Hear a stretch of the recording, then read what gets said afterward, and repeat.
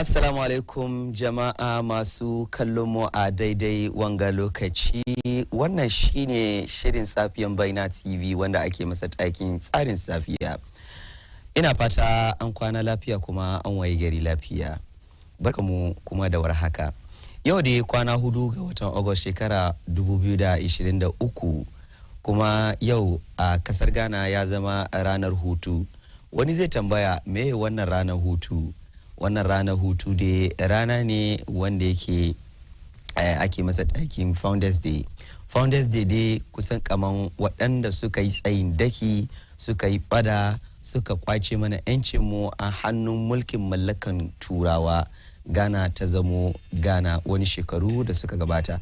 To wannan rana ne wanda yake rana ne da ake ranar hutu ne, kuma a duba irin gwagwarmaya da suka yi da irin fada da suka yi da irin jarumtansu a ode musu kamar yadda ya kamata. Saboda shi yau za ku gani cewa shirinmu zai dan bambanta da na kullu wanda muke yi na kullu dai dan bambanta, saboda ka san yau rana ne da yake ya zama holiday edition ko kuwa edition ne na watan hutu ko kuwa holiday edition kamar da ce.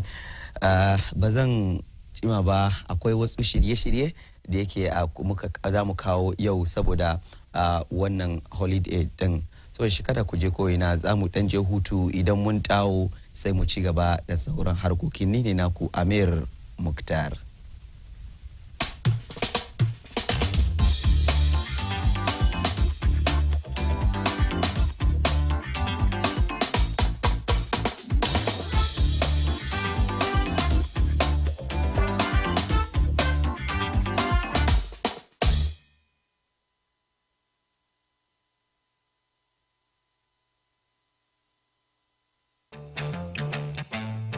Cut.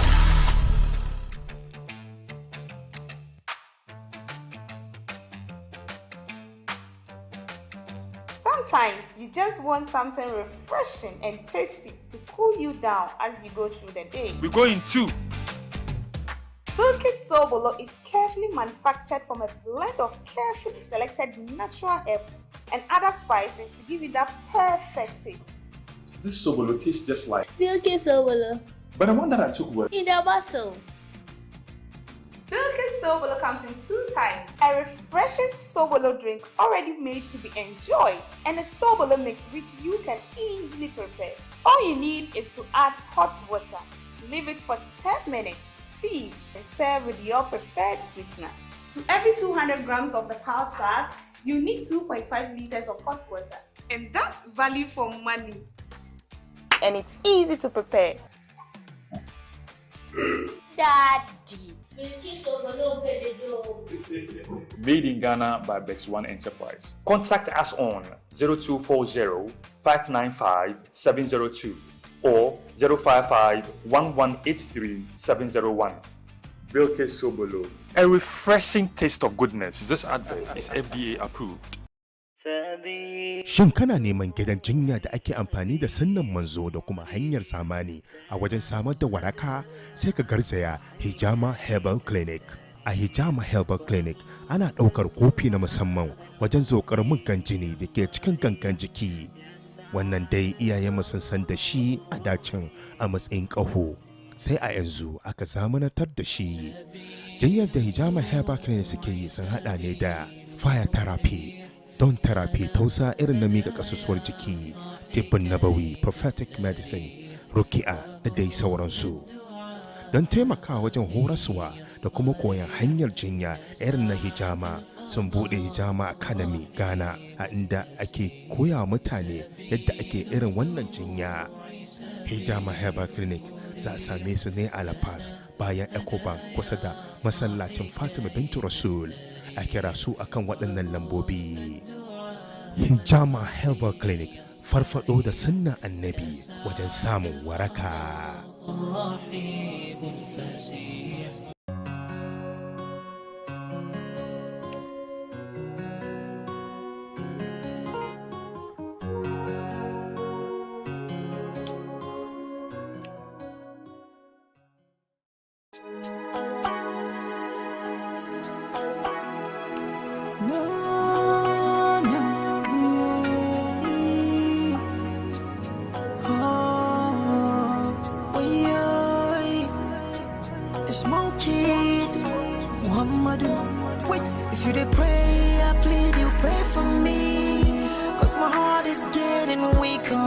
I pray that I'll be born again. Oh, if you did pray, I plead you pray for me. Oh, then I saw more. Bani chicken was so baby. We did do things we wish we know they do. Oh, I pray to God to give me pure heart. So, and my instincts always they rescue me. Oh, sin, you know get baby. Oh, if life is like school uniform, then all of we go be the same. Pressure go follow you, still stay strong. Mapadi, one deka samu, go de ma Allah. Don't wanna na name mama sayanka. Don't wanna. Hey, suck off money. I follow juju. Sometimes I suck blood. My mommy, she gets heart attack, cause she the worry. What way everything tend to money, oh. Why way boys no go chop sick it roll. Now so, yeah, you my day one pipe can't umro. Chene beche, I'll see when called out.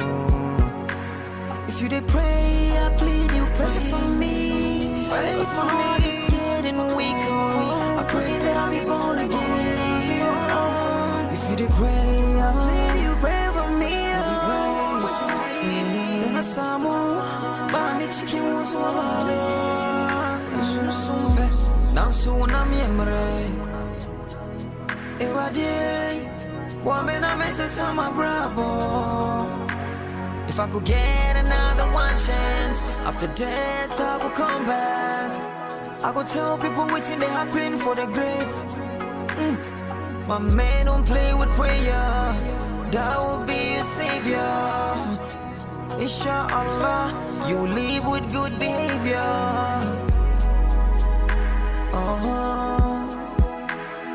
Yeah. ODP. Don't want to not a leafy.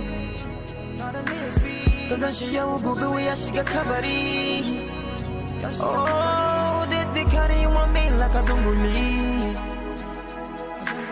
Sakama the dunia ba funny. Muhammad, if you did pray, I plead you pray for me.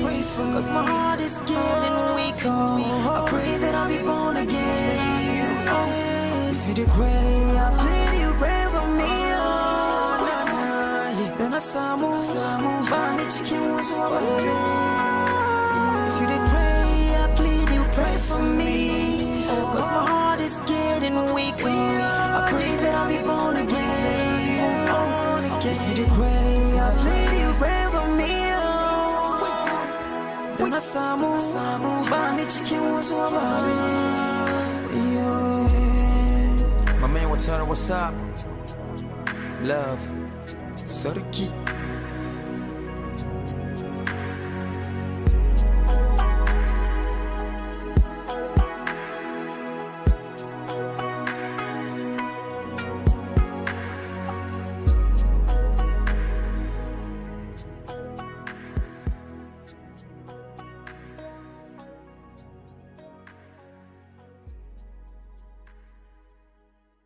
People of the Gold Coast had had their own assembly under the British, but not independence.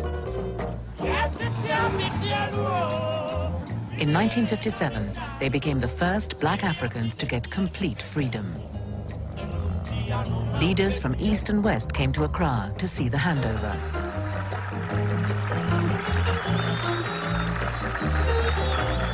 Vice President Nixon represented the United States. He arrived with a delegation that included civil rights leader Martin Luther King. A new order is coming into being, and an old order is passing away. It seems to me that this is fit testimony to the fact that eventually the forces of justice triumph in the universe, and somehow the universe itself is on the side of freedom and justice. The British were proud of the peaceful nature of the transfer. For Dr. Nkrumah, main architect of Ghana's independence, this is a day of fulfillment.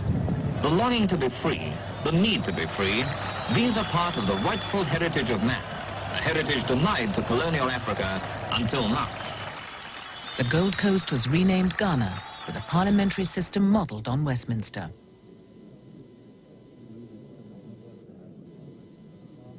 Committing themselves to civil rights, the new government put up a huge commemorative arch. Here, but a handful of years ago, men laid down their lives for a cause that was not yet won, for freedom, for justice.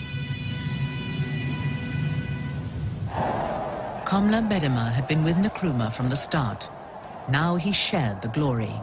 And in the subdued light, we mounted the platform and were all ready when the lights all went on at 5 minutes to 12. With me standing on the right. Everybody was happy. The cheering probably is still resounding, but we don't hear it. At long last, the battle has ended.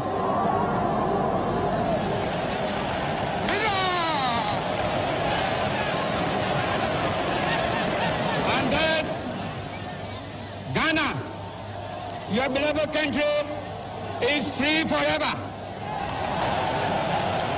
From now on, there is a new African in the world. That new African is ready to fight his own battle and show that after all, the black man is capable of managing his own affairs.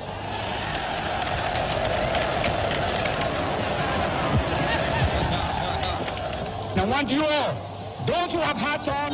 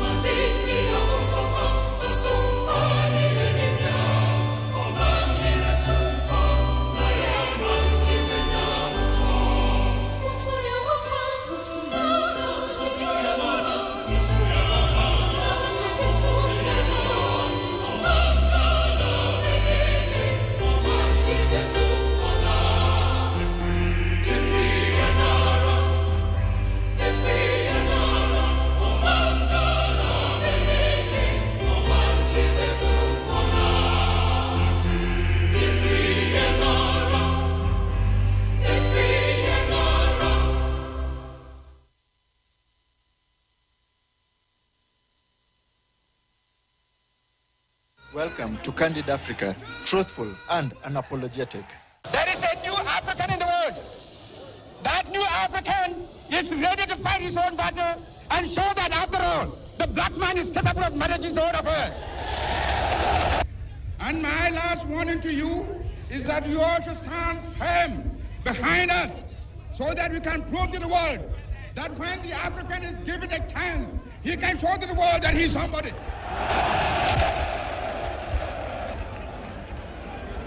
We are waking. We shall no more go back to sleep anymore. We are going to demonstrate to the world, to the other nations, young as we are, that we are prepared to lay our own foundation. As I said in the assembly just minutes ago, I made it point that we are going to see that we create our own African personality and identity. It's the only way in which we can show the world that we are ready for our own battle. But today, may I call upon you all that at this great day, let us all remember that nothing in the world can be done unless it has the purported support of God. We have done the battle, and we again rededicate ourselves not only in the struggle to emancipate other territories in Africa. Our independence is meaningless unless it is linked up with the total liberation of the African continent. And here, I will ask the band to play the Ghana national anthem.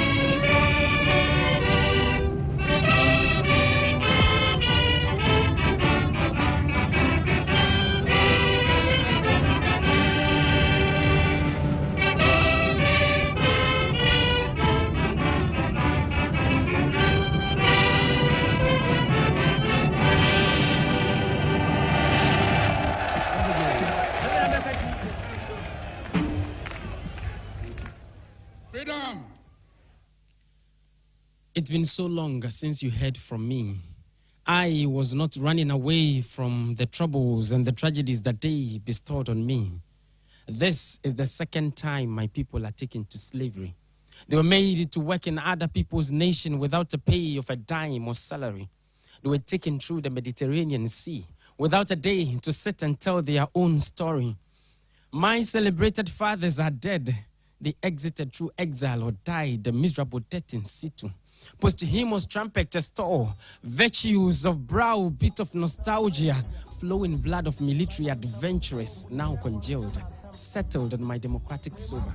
Widowed mothers mourned, shattered life and reconciled silence.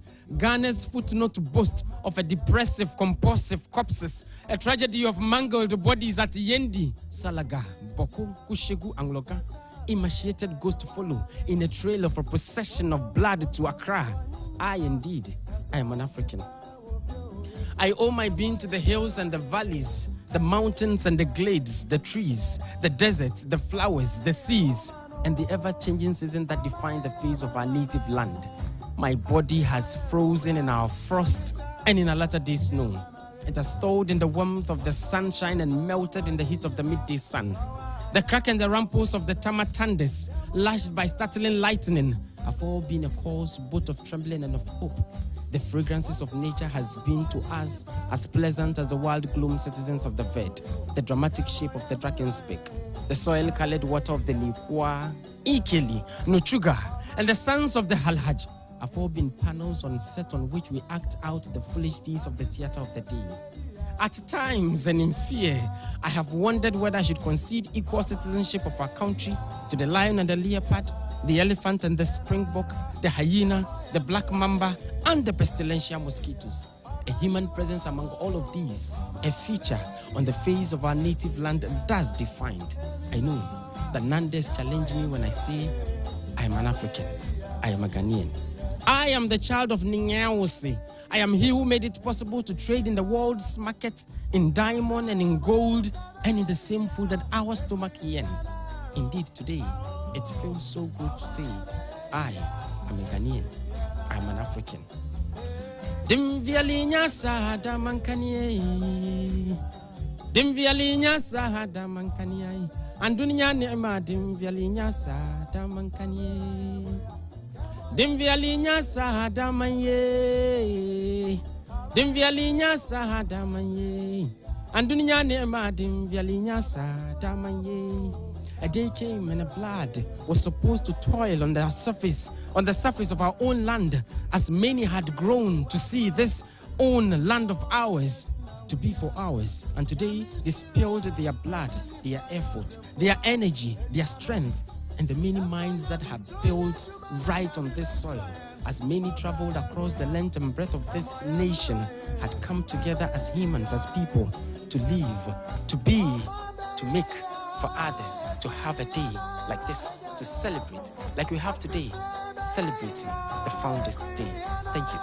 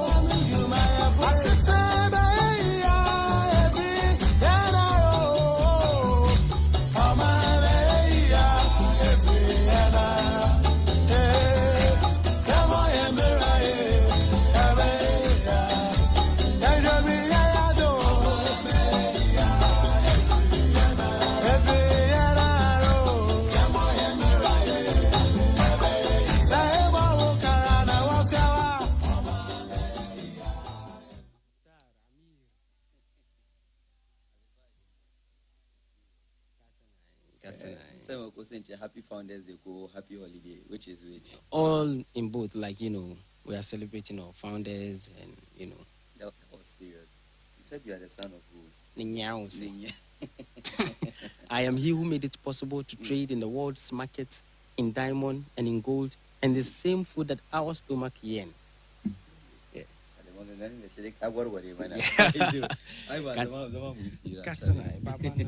Okay.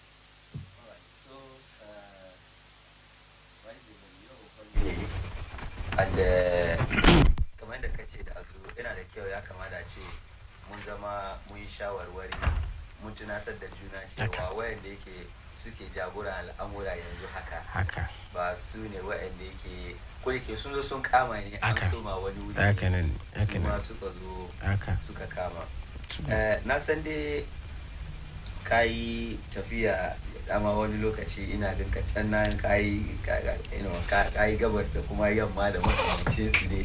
Yeah, I saw videos sun ka a wasu kasashe ma da kake performing, you know, that was great, and congratulations as well. Thank you so much. It's been a while. Yeah. Wasu ma na tambaya ina Ayuba Hude. Yeah, gaskiya. So Ayuba Hude gashi nan Baina TV wasu tambaya ga Ayuba Baina TV.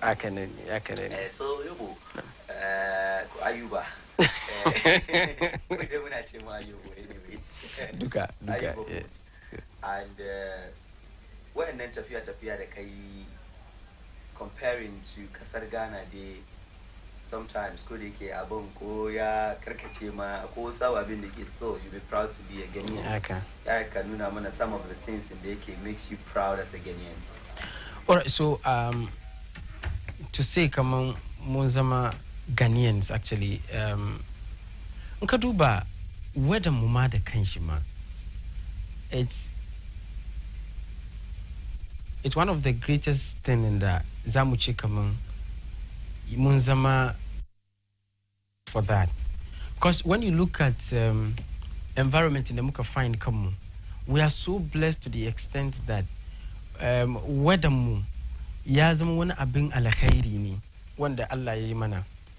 Kuma ka duba yanayin mu'amalan da muke da shi da zamantakewar mu as in Ghanaians, tsakanin mutane dan waye, tsakanin iyalai, waɗannan duka wani kyauta ne da muna da shi cikin kasan nan mu ce kamar mun gode ma Allah, muna godiya kuma we are proud to be Africans and Ghanaians. All right, so there's a line in the poem and that I actually didn't feel it until I got outside actually. So it's just like my body has frozen in our frost and in a latter day snow. My body has frozen in our frost and in a latter day snow. It has thawed in the warmth of the sunshine and melted in the heat of the midday sun. No, this line actually has a meaning. You know, you get to a point where you get actually really frozen, because weather nang ba the same as here ba. And when you look at all these, there are blessings that you can count. You say, "Come on, oh, kana goody, come on," and you are proud to be a Ghanaian. Kaduba mu'amalan da muke da shi, kaduba irin yanayin wani ma ya tashi ya tunasar da kai, wani ma ya neme ka, wani ya tambaya batunka, baka nan bane wa'in su kasashe. Kind of zamantakewa. It's actually one of the biggest opportunity da muka samu. Isa kana gan wa'in suna nan suna neman ma a ce kaman sun dawo kadan ma su zo su gani garin su sa'annan su kuma kuma. You see, so one of the greatest thing that Allah ya bamu kenan ce kaman we are proud to be Ghanaians for the fact that we have that kind of bond, that kind of relationship. Muna da wannan mu'amala. So I am proud to be a Ghanaian in this form actually. It's one of the things that makes me proud, you know. Okay. Yeah. So yanzu kai batun the blessings in da muke da shi as citizens, okay? Ababen da Allah ya ba mu kyauta da makamancin su. Me kuma ne kake gani kamar after independence waya ga mutane guda shida sun aje rayuwansu, I mean wasu ma an kashe su gaskiya. So sometimes in ka duba wanga founders day ma da ake batun shin nan wasu daga cikin an ma kashe su before a zo a samu independence ne dai da makamancin su. And yau alhali da muke cikin mutane na gani kamar ya kamata ce we can do better. Domin ka duba countries da muka soma da su, I mean some of them ma wasu ma mun fara before them. And yanzu haka in ka duba economics su da namu, come on, I mean kana gani obvious difference. You know, yes, akwai bambanci sosai. So me kake gani kaman, I mean mun dan saura baya da a ce kaman an dai sa cikin ba shugabanni kawai ba, don mafi yawancin mu wanga magana mutane na ta ma kai so shugabanni, even mu yan kasa ma da kansu mu mutan kasan da kansu, menene kake gani kaman da shugabanni da yan kasa gaba da an yi, I mean wanda yake wasu kasashe ke yi da yake da mu ma mu koyo da wa'annan da zai taimaka mana. Na'am, ka gani in ka duba yanda turawan suka shigo mana cikin kasan mu, sun zo da huskoki daban-daban ne. Ka duba Ghana, da yanda aka shigo makasan Ghana daban da ka duba wa'insu kasashe. Wani kasa kaman South Africa, in ka duba suna da wani apartheid regime da falarin suka zo sun raba garin ne kaman ga wurin falare haka ga wurin bakake. Isa su nan ba su doki in ce kaman total control kasar ba, amma sun gwada bambanci cikin zamantakewar mutanen, cikin yanayin shanin kudin su. Isa in ka zo wajen falarin kana gan komin da ya kamata a ce gari na da shi, mutane na da shi, suna jin daɗi, suna morewa da shi, falarin na da shi. Amma ka zo wajen bakakin nan irin wayannan babu. Amma ka zo cikin kasan nan wurin mu ba aka suka shigo mana da shi ba. Sun zo muna kan wani fuskanin da suna garin su amma suna rika da in ce kaman control kasan. So suna da wayansu da suke aikar su zo su doki control. She ka duba irin yanda manyan mu suka yi kokari hidima domin su samu control of the country. She aka zo aka kai lokacin da suka make sure kamar falarin sun wuce shi su masu doki control of the state.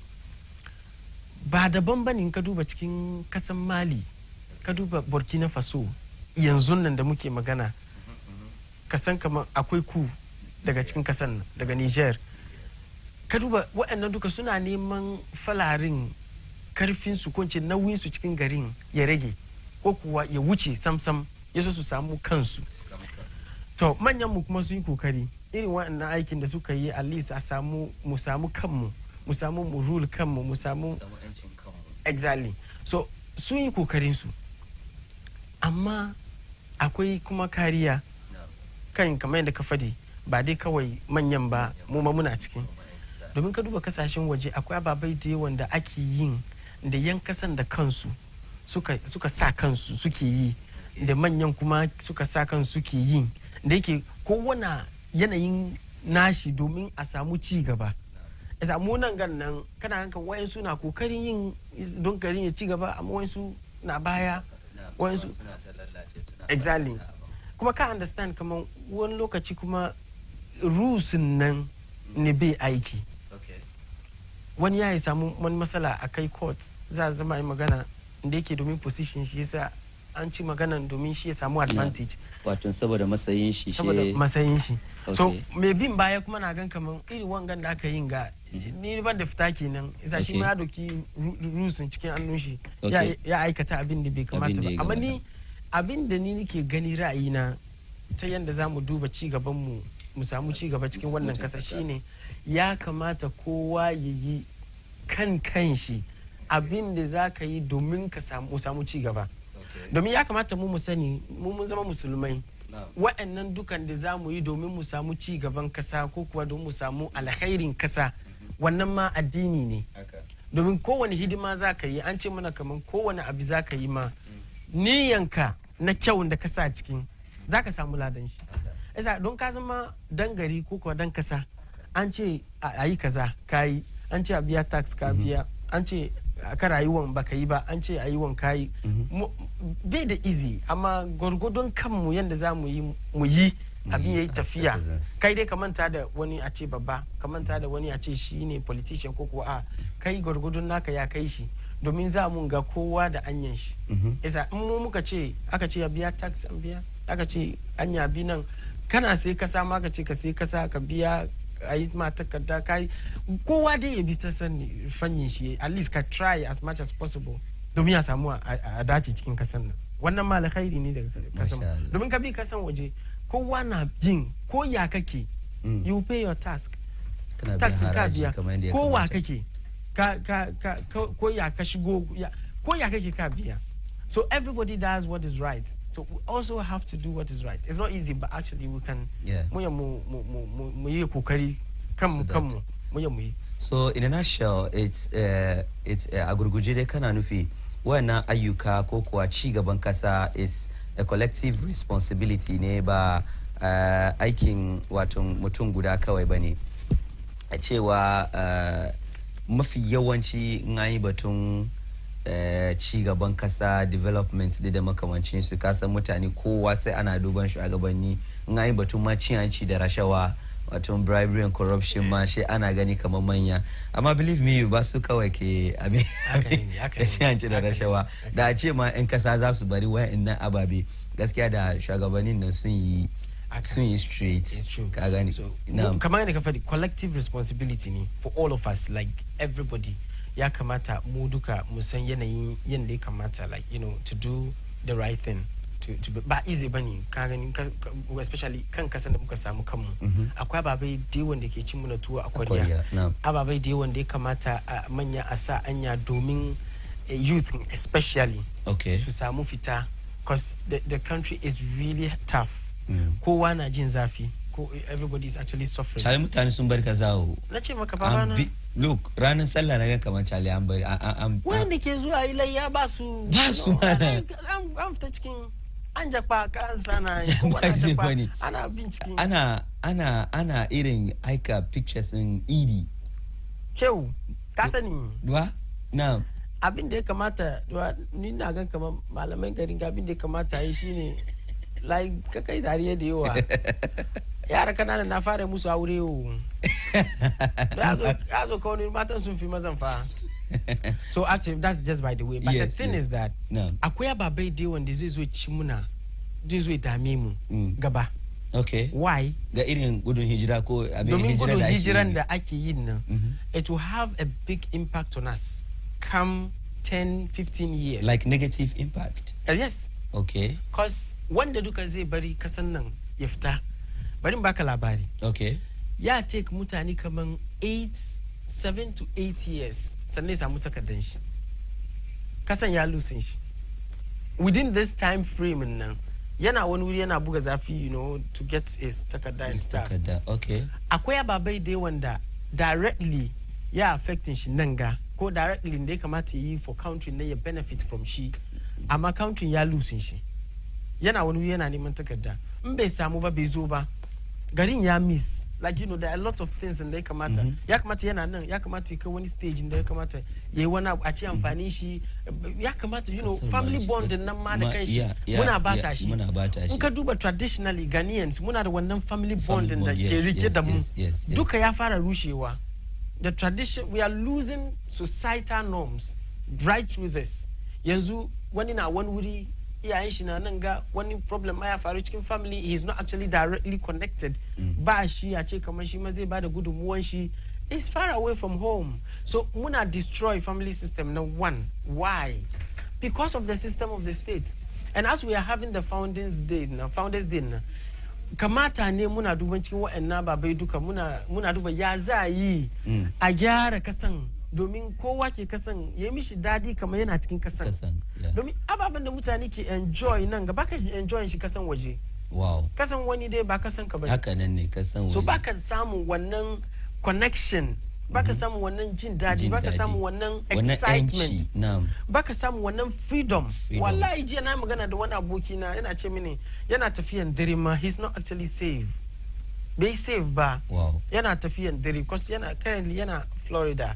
And the movement around those areas, especially kind of back at the Takadun, it actually is not safe. Wow. You know, ya bari gida lover boy when he came on. Oh, Charlie. When he family be wasa da shiba, ama ya find kanshi in that condition. The dare ya kamata is work.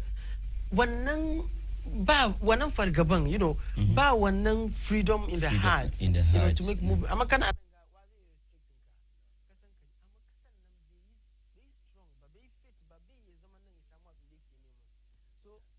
understand. So come here, the collective responsibility. Ya kamata mu duka, like, you know, musaka mu taimakawa juna. Exactly.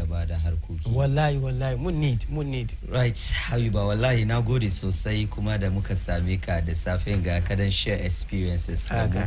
And I like the fact that Kabari mun sani kaman ba shagabanni kawai bane, domin wasu lokuta ma wani na gani kaman ko NDC ne ko MPP ne yazo zamu samu kamu. Well, they will do their best. I mean, without due respect to political parties, but then ina gani kaman in suka zo kowani jam'iyya yazo in dai mu as en kasa ba mu canza halin mu ba, mu kuma mun ba su tough time wurin ayyukan su. Nagode sosai. So su ma muna ba su hakuri don Allah, su ma su dan don su ne wanda ke bari ana implement policy suka enforce ababin ne. So in su ma ba su shiryu ba, ka san kamar jewan su sun samu sun san policies da ke cikin kasashen wajen ga duka.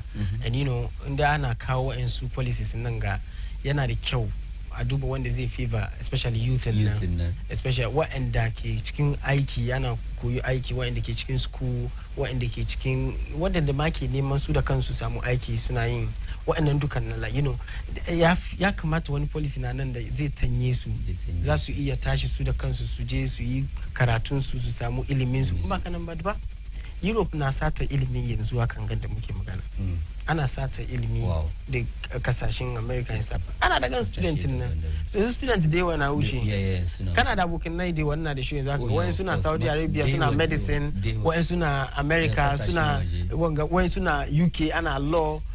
The most abin guys that in aka zuwa ba da scholarship ka san dole kuma ba wanda yake zuku gafara scholarship. Ana ba masu ilimi wanda suka sani. Sha ba su sha zuwa kwashe su. Shi kamar gaskiya magana kashe na yanzu ma na hango shi ana kwashe ilimin da ke kasashen kuma ana zuwa da su kasashen su kai karatu suka kare shi su ba da bauta garin a biya su kuɗi mai kyau. Exactly. Yanzu aka suna wujin suna aiki waɗansu doctors, waɗansu lawyers, waɗansu pilots ma, you know, all these people are there. Amma me shi na Ghana ya san kamar in yayi school Ghana yayi karatu Ghana na bashi irin scholarship da za a bashi can an bashi wani nan ga ya kare kuma kudin da za a biya shi can zai samu irin wannan kudi nan ga. Of course yes. Kama ya kawo flight yanzu ga aka ce kamar mu wuce ba mu wuce ne. Wa zai zo host Binance show nan? Chale bai zai yau da shirin buga waka kenan.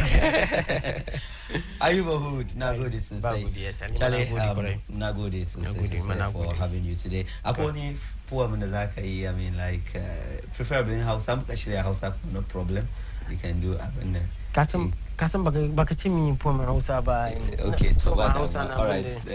Thank you so much for coming. You're welcome, inshallah. And thank you so much for having me. Hope to see you another time. Inshallah. Mun sake kiran ka more and more.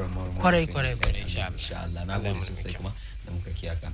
To jama'a kamar da muka ce muku yau ya zama a special edition ko kuwa holiday edition na Tsarin Safiya saboda shi shirin mu ne zai bambanta kamar wanda muke ringa kawo muku a yau da kullun. Zuwa gaba mun zo mu bude wayoyi kuma ku nuna mana rayoyinku game da waton halin da muke ciki daga lokacin da wayan gafauni fada singa suka zo suka samu mana yancin mu har zuwa yau memma kuma kuke gani kamar a kasan ta ci gaba ko kuwa akwai abin da ya kama da ayi da makamancin su mun zo mu bude wato wayoyin mu nan gaba kuma ku nuna mana wato rayoyin ku ko ku tufa albarkacin bakin ku da mu ce wani dan hutu idan mun tawo daga wannan hutu kuma sai mu ci gaba da sauran shirye-shirye da yake akwai a yau kada ku tafi koina muna zuwa yanzu nan